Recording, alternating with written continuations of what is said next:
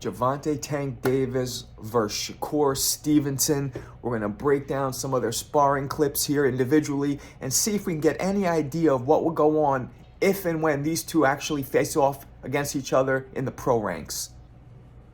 All right, here we go. There's in the white headgear against an unknown opponent in the black headgear. If anybody knows who that is, please tell me in the comments. All right, there's a couple jabs. There you go. Oh, nice straight right. Okay. Ooh, nice combo. All right, you hear Floyd Mayweather in the background talking. All right, they're laughing at the guy. They're kind of clowning him. Oh, nice guy jab, fake to the stomach, went up top and caught Tank to the face. Tank is clearly not unleashing now. He's just kind of filling the guy out, playing. Floyd in the background is making noises like, oh, how cute, good try. Like they're just clowning the guy. That's Floyd right there. Just saw him. Their Tank's coming at him now, starting to stalk him a little. Now the guy's moving. So the guy has a similar style. He's a boxer style. He's fast hands and he moves. All right, so now, see now you saw Tank just pawed at him like in a girly way. Ooh, nice body shot. And the guy spun out. But he pawed at him in a girly way to like call him a punk basically. There's Tank. Ooh, Tank backed up, missed a shot. Tank has him in the corner now, ducked out the way. Tank showing good defense. He's able to jump out of the way and come back in. The other guy hits him with a 1-2. All right, there's somebody's in the ring. We can't see who that is. Ooh, nice body shot by Tank. Oof, nice body shot by Tank. Oh, wow. Hard body shots by Tank. That's the end of that round. And here goes the next round. All right, same thing. Oh, Tank starts off with a hard body shot where the opponent acknowledges that thumped. Thumped really hard. All right, now this opponent, Tank's winding his hand up. He's kind of playing with him. It seems like he's trying to impress Floyd because Floyd's talking, Tank's talking. There's a lot of talking at the Floyd's gym. All right, so now Tank is chasing him. Not much happening. Tank's just waiting, maybe waiting for his opponent to throw a punch so he can counter. Tank's very patient, so this shows a lot of patience when needed, which would be interesting in a Shakur fight. Because this guy is kind of like Shakur, where he moves and throws fast punches. This guy is a conventional fighter, though, not a southpaw. Their Tank dodges that straight right, which is pretty impressive. Tank has very fast twitch defensive reflexes and see head and waist movement when he wants to have it. The problem is Tank walks a lot of fighters down because he knows that they can't hurt him, and he'll take one to land his eraser. Because it erases whatever's happening in the fight, ends the night. All right, so yeah, Tank is clearly not going hard on this guy, except for those few body shots. Nice uppercut. The guy shakes his head, acknowledging it. Tank's coming at him. The guy ties up, which is a very good idea against Tank. Ooh, nice right hook by Tank. Ooh, and his opponent nails him. Tank comes back, because that was a good exchange. So his opponent's showing a little bit of nuts there to get some respect, which is important against a fighter like Tank. You gotta show courage to get respect. Now Tank's coming out, a nice hard body shot by Tank. Goes to the right at an angle. He throws that straight left hand like a jab. Oof. See that? He's using it almost like a jab, but it's so hard. And his Tank's body shots are debilitating. Oh, hard shot by Tank. Now Tank has very little fear about what's coming back at him. Oof. Tank punches like a light heavyweight. I mean, they look like a super middle light heavyweight punch. Oh, man. And he's only 135 pounds. Oh, another hard straight left by Tank. Now Tank's just walking him down, exaggerated, with his hands down. Kind of like with a pimp walk almost. Ooh, nice body shot. Really taking the heart of the opponent. Look at him. Nice uppercut by Tank, body shot. He's kind of frozen the opponent. Ooh, nice counter. He countered his opponent's uppercut with a hard body shot. Ooh, nice straight right by the opponent, though. Nice body shot by the opponent. Okay, the opponent showing good resilience. Their Tank follows him. He's going to his body. Straight right. Oh, Tank dipped nice to the left. He spun to the left on a nice angle and spun back just now, but his opponent had his glove hooked. Ooh, there. See, Tank just hesied or stutter stepped. Maybe he got hit with a straight right, or at least maybe it was his shoulder that got hit. Not really sure. All right, now his opponent's moving up, and that ends that round. All right, that ends the sparring as well. All right, here we go. There is Shakur Stevenson in the black headgear, black gloves. and Yordanis Ugas, former world champion, in the white headgear, white gloves. There's Shakur. Something happens. All right, they touch gloves, they keep going. Shakur is southpaw, and Yordanis Ugas is a conventional fighter. There you go. Throws a tap straight left to the body. Shakur's ear muffing it, standing right in front of Ugas, jabbing a little, waiting to see what Ugas has. Oh, nice combination. And then there, Shakur does a very quick head movement. See how nice combination, and he keeps a wide stance. He's not leaving the pocket, really. He just dips out of the pocket with his waist, but not really with his feet. Not yet, at least. So he's standing right in front of Ugas, contrary to his last fight against De Los Santos, and, where he moved around. Maybe his hand really was hurt. That was what they said, and he never fought like that before, at least not so much. There's a nice straight right by Ugas, which is kryptonite for a southpaw fighter.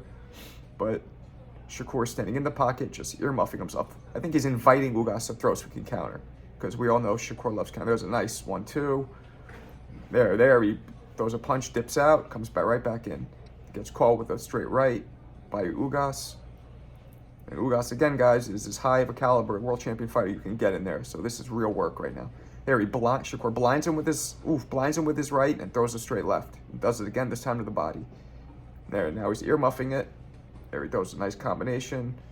Another combination. He's staying in the pocket the whole time. A nice wide stance by Shakur. There he picks off a straight right by Ugas. He's staying in the pocket. There, nice straight left. Nice combination by Shakur. Beautiful, right in the pocket. Keeping at perfect range, even though Ugas is taller. Shakur staying at really good range. Ooh, there he makes a miss, and he looks over at maybe somebody in his corner saying, "See what I did?" All right, there's Shakur again, staying in range. Nice combinations. There, see, he's real fast, so he knows when Ugas has the earmuff up, he could throw punches, because there'll be nothing coming back at him. All right, so Shakur can stay in the pocket. There's a nice 1-2, and his punches seem to have good snap on him too, Shakur. There, nice body shot by each man. Overhand right, blocked by Shakur's glove. There, Shakur blocks again, tries to counter, but misses. Now again, they're in there. Shakur putting a lot of his lead hand in the eye to blind him so he could throw follow-up punches. There was a nice counter that Ugas threw. Just missed it, but nice. Ooh, there's Shakur tapping him coming in, then stepping again. Throws a punch. There you go. Throws a punch, backs out, and goes right back in. So he jumps in and out of the pocket like a rabbit, very quick. Very quick. And he's able to move his waist. All right, that's the end of that sparring. So as we see here, Tank has two speeds he goes at. He goes at full-on aggressive, come forward, attack mode. And then he goes at tentative, pensive, hands up, counter-punching mode. Now, what causes the problem for his opponents are both of those modes come with those eraser punches of his. I say that because if that punch lands at any moment in time, it erases whatever happened up to that point in the fight and ends the night. So you see, Tank has serious power, but he's also very, very quick with his waist movement and his defense when he chooses to do so. We don't see much of Tank doing that over the years because he walks most of his opponents down. He feels what they have. He figures to himself, and a lot of fighters do this, guys. When people say, oh, this fighter got hit too much, a lot of fighters first feel it out. They know they can take it. They know it's not going to cause them a problem. So they decide, let me take a couple of these pity pat shots because they feel like they're pity pats, and let me let off mine because mine will end the fight. So Tank showed that in this sparring. He showed great defense. Of course, he showed great offense, and he showed a vicious body attack. Now, as for Shakur, we all know Shakur for being a bit of a runner, especially after his fight against De Los Santos. And as I had mentioned, he said his hand was hurt against De Los Santos, and I kind of believe it. We'd never seen Shakur before move or quote-unquote run that much and be that inactive. You know, that fight broke a record for, I think, 40 punches total landed for the whole fight for a 12-rounder, if I'm not mistaken. But in this sparring, we saw more of a healthy, classic Shakur. Shakur stays in the pocket quite a bit. When Shakur does move, it's very fast, rabbit-like, out and right back, hops, or I wouldn't want to say frogs, that sounds goofy, but hops out and comes right back in very quickly. So he'll throw a shot, hop out in anticipation for the counter, and then hop right back in to give his own counter. Shakur also is very slick at using waist movement. Now, Tank, as you see, he uses more Floyd-level waist movement where he bends totally vertically all the way down at the waist or spins to the side. Shakur uses waist movement, but it's very subtle. He'll keep his legs planted in the pocket, and he'll just move his head, and he'll move at the waist and move his head back just a couple inches. So fighters will get frustrated because the punches are just whizzing by and just missing them. But they think that Shakur's in their range to land, but he's proven to them that he's not, and then he comes back with a hard counter. So if Tank and Shakur fought, I don't know what to expect. Conventional wisdom says Shakur would throw the punches here or there, pot shot, keep his distance, stay far away from that eraser punch of Tank's, and be able to outpoint Tank in a somewhat lackluster victory. But there's a small chance Shakur would earmuff himself up, stand in the pocket, and try and make Tank make mistakes and counter those mistakes. But with a puncher like Tank, usually fighters don't take that risk. Now, Tank, what would he do? That's the real question. Would Tank wait to counter the counterpuncher? Because that's usually not what happens. Counterpunchers usually manador you into chasing them. Would Tank do that? Would he wait and let Shakur come off first and respond? Or would Tank walk Shakur down like he's done most fighters in his career? This showed me that I think overall Tank has the edge because he has more of the total package. If Shakur had that eraser power, then maybe I'd be saying something differently, but I would have to give Tank the slight edge here. However, I don't know what would happen if they fought, who would do what, and most importantly, how would each fighter respond to the other fighter's offense? Did this clip show you guys anything that you didn't know? And what do you guys think would happen if Tank and Shakur actually fought in the pros right now? Tell me in the comments.